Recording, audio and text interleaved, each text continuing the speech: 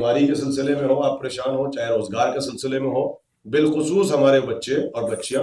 جو کوالیفائڈ ہو چکے ہیں، ایجوکیشن ختم ہو چکا ہے لیکن ابھی تک روزگار تک نہیں پہنچ پا رہے ہیں یا اپنے مقاصد میں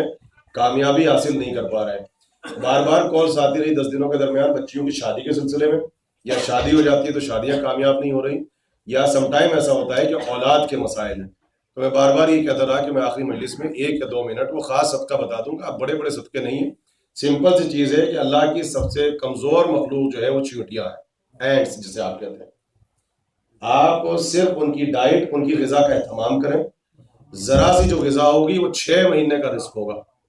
وہ 6 مہینہ اپنے بلوں میں بیٹھ کے جب اسٹرگل نہیں کریں گی اور رزق کو تلاش نہیں کریں گی تو ان کی صرف ایک ہی تسبیح ہوگی، ایک ہی عبادت ہوگی کہ وہ آپ کے حق میں دعا کریں گی،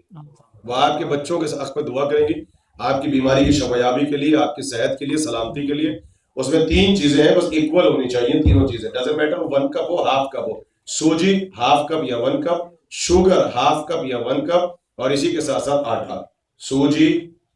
شوگر، آٹا، تینوں کو مکس کر لیجیے، ایکول ہونا چاہیے۔ اپنی پوری فیملی کا ہاتھ لگا دیں آپ، اپنی صحت کے لیے، سلامتی کے لیے، شفایابی کے لیے، بے اولاد ہے تو اولاد نرینہ کے لیے، شادی نہیں ہو رہی تو شادی کے لیے، گھر میں اگر اٹیچمنٹ کی کمی آ رہی ہے پیرنٹس کے درمیان اور بچوں کے درمیان، میاں اور بیوی کے درمیان، یا رزق کے مسائل آ رہے ہیں، آپ اس کا صدقہ نکالیے اپنے تحفظ کے لیے، سلامتی کے لیے، یا اپنے بیک یارڈ میں